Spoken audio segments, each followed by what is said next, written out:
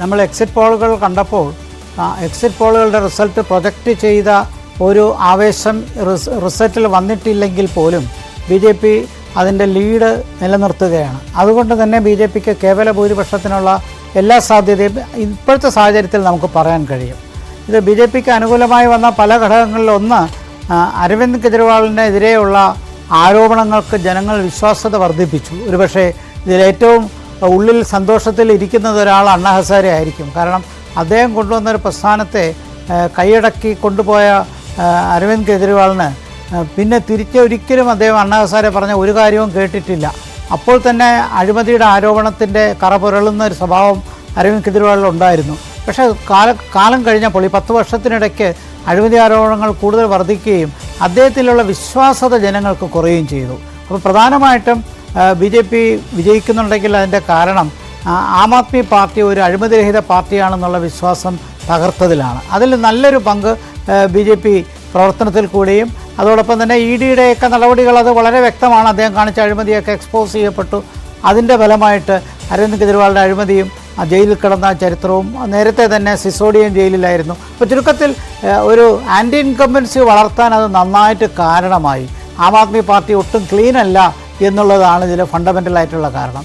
പിന്നെ കഴിഞ്ഞ ലോക്സഭാ തെരഞ്ഞെടുപ്പിനേക്കാൾ 2% പോളിംഗ് കൂടി എന്ന് കാണിച്ചത് തന്നെ മിഡിൽ ക്ലാസ് കാര്യമായിട്ട് BJPയെ തിരഞ്ഞെടുപ്പിൽ കൂടി അധികാരത്തിൽ വരണമെന്ന് ആഗ്രഹിക്കുന്നു എന്നുള്ളത് കൊണ്ടാണ്. കാരണം കഴിഞ്ഞ ലോക്സഭാ തെരഞ്ഞെടുപ്പിൽ 7 സീറ്റും BJP കൊണ്ടുപോയി. പക്ഷേ ഡൽഹിയിലൊരു സ്വഭാവം നമുക്കറിയാം. ക്ഷേമ പെൻഷനുകളും സോഷ്യൽ വെൽഫെയർ സപ്പോർട്ടും എല്ലാം കൊടുക്കുന്ന പാർട്ടികൾക്കാണ് അവിടെ പലപ്പോഴും വിജയം. അത് ഏറ്റവും നന്നായിട്ട് കൊയ്തത് സമീപകാലത്ത് ആം ആദ്മി പാർട്ടിയാണ്. പക്ഷേ ഇത്തവണ അതിൻ്റെ ഒരു വലിയൊരു മത്സരം തന്നെ ഉണ്ടായി. അങ്ങനെ ഒരു മത്സരം ഉണ്ടായപ്പോൾ BJPയും ആം ആദ്മിയേക്കാൾ ഒട്ടും കുറവല്ലാതെ ക്ഷേമ പദ്ധതികൾക്കുള്ള പ്രോമിസ് കാരണം അതിൽ BJPയുടെ പ്രോമിസിന് കുറച്ചുകൂടി ഒരു വിശ്വാസ്യത വരാൻ കാരണം അത് തീർച്ചയായിട്ടും ഡൽഹി ഭരിക്കുന്നതും കേന്ദ്രം ഭരിക്കുന്നതും ഒരേ പാർട്ടി ആയാൽ ആ ഡബിൾ എൻജിൻ ഗവൺമെൻറ് വരുന്ന ആ ഒരു ശക്തി അത് ഡൽഹിയിലെ ജനങ്ങൾക്ക് കിട്ടും എന്നുള്ള പ്രതീക്ഷയാണ്. ഈ 2 ഘടകങ്ങളും ശക്തമായിരിക്കുമ്പോൾ തന്നെ രാഷ്ട്രീയ ആരോപണങ്ങൾ ഉണ്ടെങ്കിൽ പോലും തീർച്ചയായിട്ടും കോൺഗ്രസ് ആം ആദ്മി പാർട്ടിയും വേറിട്ട് നിന്നതും BJPക്ക് ഗുണകരമായി വന്നു. കാരണം നമ്മൾ പ്രതീക്ഷിക്കുന്നതിനേക്കാൾ കോൺഗ്രസ് കുറച്ചുകൂടി പോളിംഗ് ശതമാനം വർദ്ധിക്കും. സീറ്റുകളൊന്നും കിട്ടിയില്ലെങ്കിൽ പോലും കോൺഗ്രസിൻ്റെ പെർഫോമൻസ് ആം ആദ്മി പാർട്ടിയെ അതിൻ്റെ മുന്നോട്ടത്തെ തടയുകയും ചെയ്തു. BJPക്ക് അത് പരോക്ഷമായിട്ട് അതിൻ്റെ ഗുണം കിട്ടുകയും ചെയ്തു. അപ്പോൾ അത്തരത്തിലുള്ള പ്രവർത്തനങ്ങൾ പിന്നെ ന്യൂനപക്ഷങ്ങൾക്ക് കഴിഞ്ഞ തവണ ഉള്ളതുപോലെ ഒരു വലിയൊരു വിരോധം BJP അടുത്ത് ഇല്ല എന്ന് അത്തരം മേഖലയിലെ ഡേറ്റ നമുക്കിപ്പോൾ കാണിക്കുന്നുണ്ട്. മഞ്ജുഷൊക്കെ പറഞ്ഞ റിസൾട്ടുകളിൽ കാണിക്കുന്നത് ന്യൂനപക്ഷ കേന്ദ്രങ്ങളിൽ വലിയൊരു ഒഴുക്ക് ആം ആദ്മി പാർട്ടിക്ക് അനുകൂലമായിട്ട് വന്നിട്ടില്ല. കുറച്ച് വോട്ടുകൾ തീർച്ചയായിട്ടും കോൺഗ്രസ് കൊണ്ടുപോയിട്ടുണ്ട്.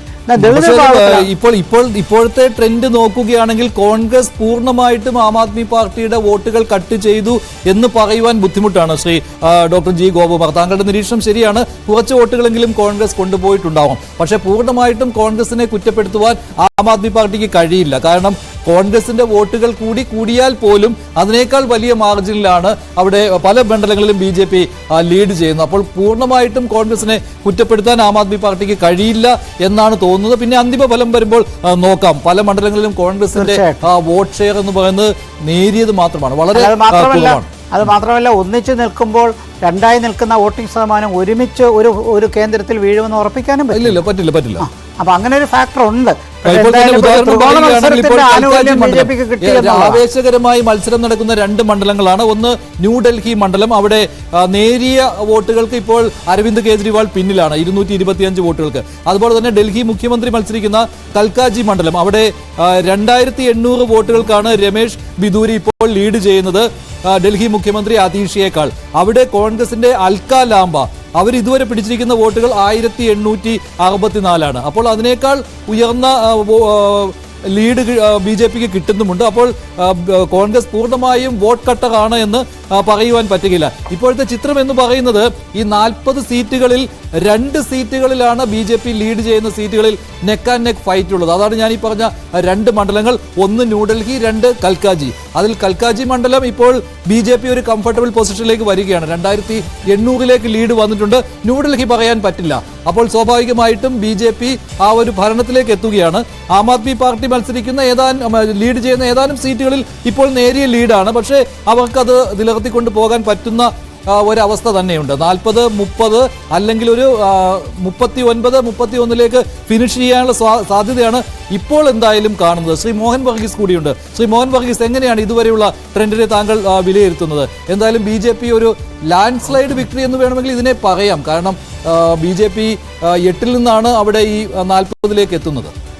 ശ്രീ മഞ്ജുഷ്, ശതമാനക്കണക്കിൽ നോക്കുമ്പോൾ 8-ൽ നിന്ന് 40-ലേക്കുള്ള വളർച്ച വലിയ കുതിച്ചുചാട്ടമാണെന്ന് തോന്നാം. പക്ഷേ ഒരു ഇപ്പോഴത്തെ നിലയിൽ കാണുന്നത് 30-40 എന്ന് പറയുന്നത് ഏതാണ്ട് ഒരു 5-6 മണ്ഡലങ്ങളുടെ ഫലമാണ് അവിടെ നിർണായകമാകുന്നത്. അവിടെ നമ്മൾ കൃത്യമായി പറഞ്ഞാൽ കോൺഗ്രസിൻ്റെ വോട്ട് ഷെയറിനെ കുറിച്ച് അന്തിമ കണക്കുകൾ വന്നെങ്കിൽ മാത്രമേ ഒരു ത്രികോണ മത്സരത്തിൻ്റെ ഫലം BJPക്ക് അനുകൂലമായി വന്നോ എന്ന് കൃത്യമായി പറയാനാവും. സെഗ്മെൻറ്റ് തിരിച്ചുള്ള അല്ലെങ്കിൽ വിവിധ വിഭാഗങ്ങളെ തിരിച്ചുള്ള കണക്കിൽ ഏതാണ്ട് പ്രതീക്ഷിച്ച രീതിയിൽ തന്നെയാണ് ന്യൂനപക്ഷ കൺസോളിഡേഷൻ ഒരു പരിധിവരെ കോൺഗ്രസിനുണ്ടാകും എന്ന് കരുതിയത് ഉണ്ടായിട്ടില്ല.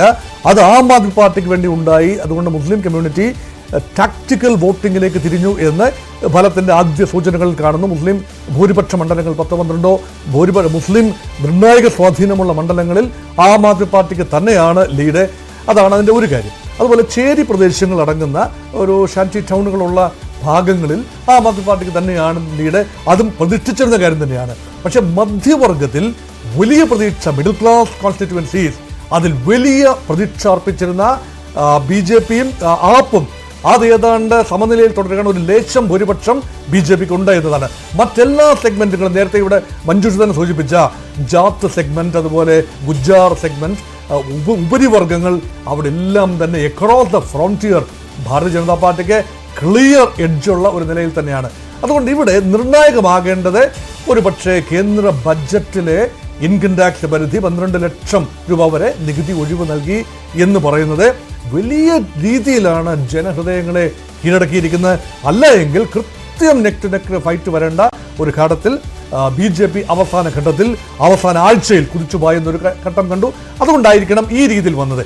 ഇവിടെ നിർണായകമാകാവുന്നത് ഒരു സൈക്കോളജിക്കൽ പോരാട്ടമാണ്. അതിഷി മർലേന കൽക്കാജി മണ്ഡലത്തിലും ന്യൂഡൽഹി മണ്ഡലത്തിൽ അരവിന്ദ് കെജ്രിവാളും പിന്നിൽ നിൽക്കുന്നു എന്ന് പറയുമ്പോൾ ഇപ്പോൾ അതിഷിയെ സംബന്ധിച്ചിടത്തോളം 2500ഓളം വോട്ടിന് പിന്നിൽ നിൽക്കുകയാണ്. അവിടെ അതിഷി പരാജയപ്പെടുമ്പോൾ യഥാർത്ഥത്തിൽ അതിഷിക്കെതിരെ നെഗറ്റീവായ കാര്യങ്ങൾ പറയാനില്ല, അല്ലെങ്കിൽ അഴിമതിയുടെ കാര്യമായി പറഞ്ഞിട്ടില്ല. ഒരു സ്റ്റോപ്പ് ഗ്യാപ്പ് ചീഫ് മിനിസ്റ്റർ ആയിരുന്നു.